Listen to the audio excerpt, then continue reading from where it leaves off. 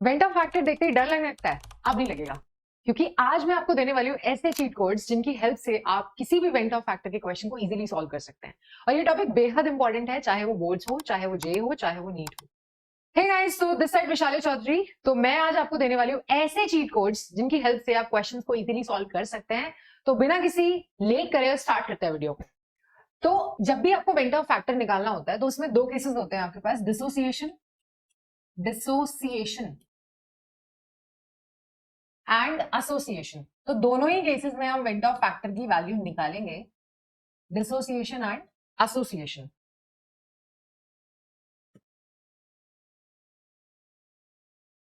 Wait a second.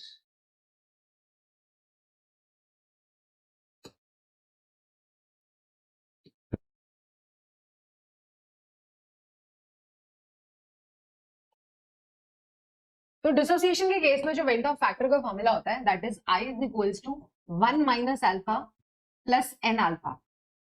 और association की case में मैं बात करूं तो एसोसिएशन के केस में आई का फॉर्मूला होता है 1 minus alpha plus alpha by n. देखो आपको याद कैसे करना है, आपको याद दोनों ही फॉर्मूला में, चाहे वो डिसोसिएशन हो चाहे वो एसोसिएशन हो, दोनों ही फॉर्मूलाज में 1 माइनस अल्फा जो है वो कॉमन है।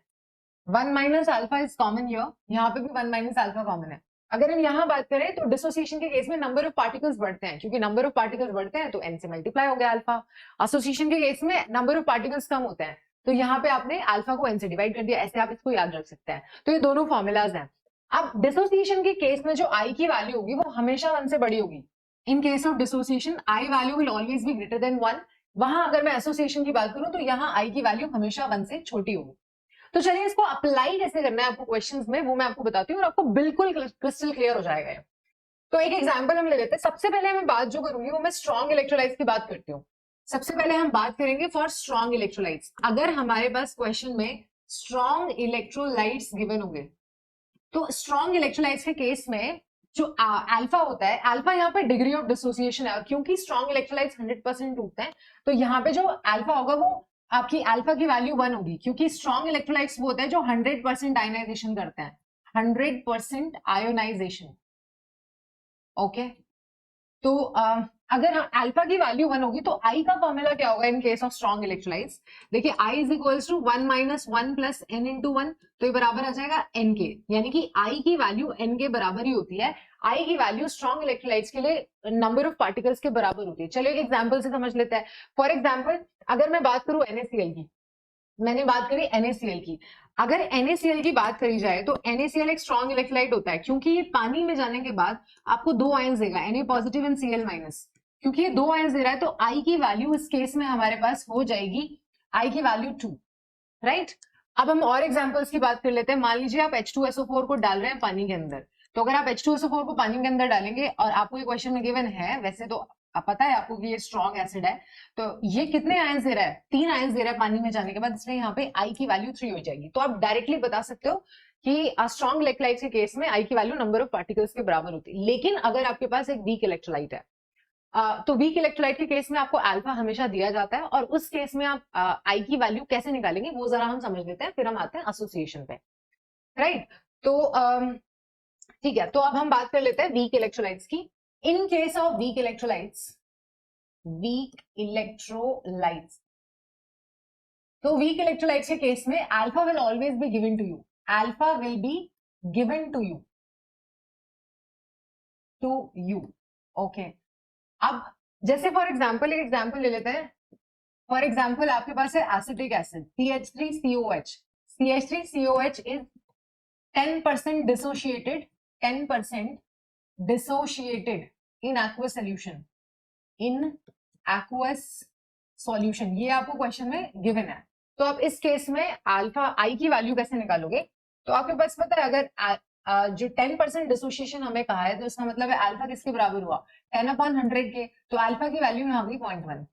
ओके, अब आपको निकालना है आई का फॉर्मूला क्या था? I is equal to 1 minus alpha plus n alpha in case of dissociation, और यहाँ पे डिसोसिएशन ही हो रहा है।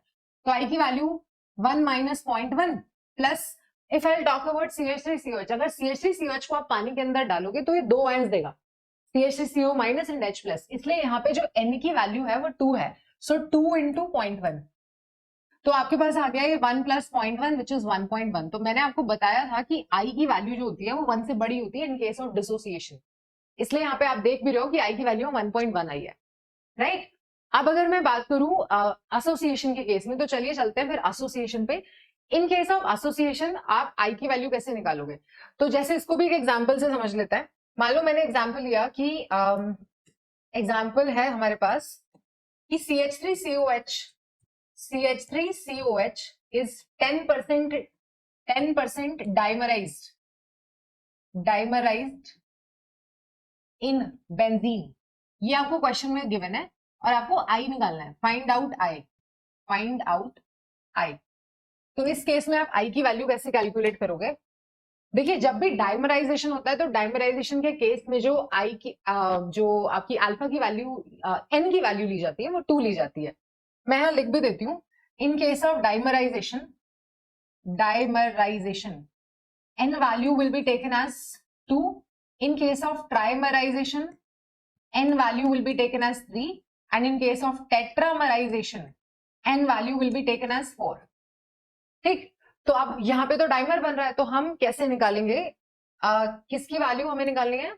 हमें निकालनी है आई की। तो I is equals to 1 minus alpha is 0.1 plus 0.1 upon dimerization 2, so I is equals to 0.95। और मैंने आपको बताया था कि अगर एसोसिएशन होता है तो आई की वैल्यू 1 से छोटी होती है, और आपको यहाँ दिख भी रहा है कि जब ये एसिटिक एसिड बेंजीन में जाके एसोसिएट हो रहा है, डाइमर बना रहा है, तो आई की वैल्यू 1 से कम आ रही है।